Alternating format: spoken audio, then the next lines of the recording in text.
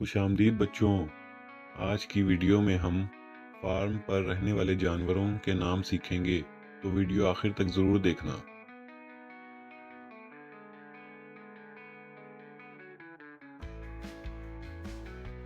गाय,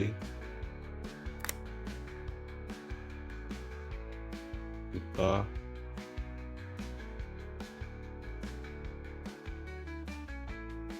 गधा,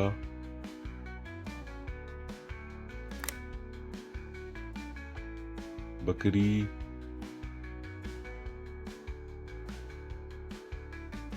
घोड़ा,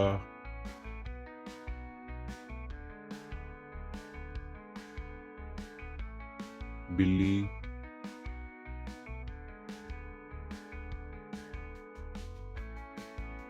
खरगोश,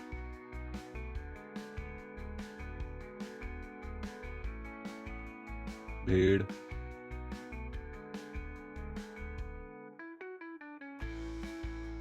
मुर्गी,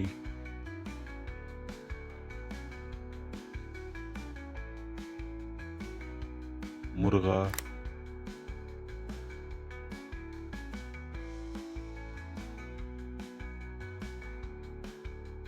बत्तख।